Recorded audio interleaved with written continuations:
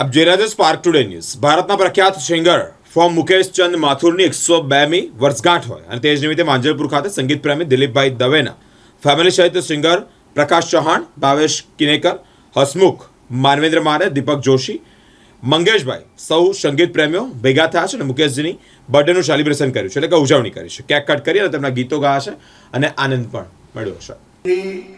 મુકેશ ચંદ માથુર જેમને આપણે બોલિવૂડ ફિલ્મ ઇન્ડસ્ટ્રીની અંદર મુકેશના એક નાનકડા હુલાના નામથી પ્લેબેક સિંગર તરીકે ખૂબ જ અત્યંત પ્રસિદ્ધિ પામેલી એવા મુકેશ કુમાર, જેમને દર્દભર્યા ગીતોનો ઘણો ખજાનો એમની પાસેથી મળે છે, જેવા મુકેશજીની આજે જન્મ જયંતિ છે, જેમને આજે 2025માં 102 વર્ષ પૂરા થાય છે.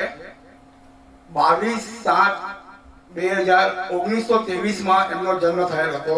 પ્રથમ રાષ્ટ્રીય પુરસ્કાર એમને લઘુવી જનતા મૂવીમાં મળ્યો હતો અને છેલ્લું એમનું ગાયન રાજ કપૂરનું મૂવી સત્યમ શિવમ સુંદરમમાં એમને આપ્યું હતું. તો એમના માટે તો ઘણું બધું કહેવાય છે. એવા મહાન આવા કલાકારો સદીઓ શું સહસ્ત્રાબ્દીઓમાં પણ મળવા મુશ્કેલ છે.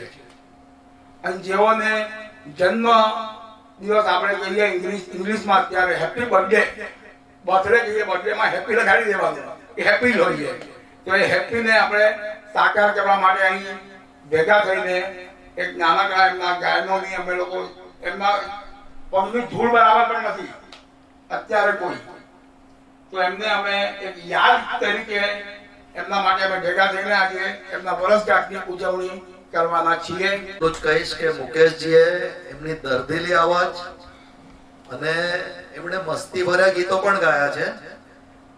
એમને જ્યારે મુકેશજી ગયા ત્યારે એમણે રાજ કપૂરે એવું કહ્યું હતું કે મારી અવાજ જતી રહી. એમ 992 ગીતો એમણે આપણી ફિલ્મ ઇન્ડસ્ટ્રીને આપેલા છે અને આજે એમનો બર્થડે આપણે ઉજવી રહ્યા છે.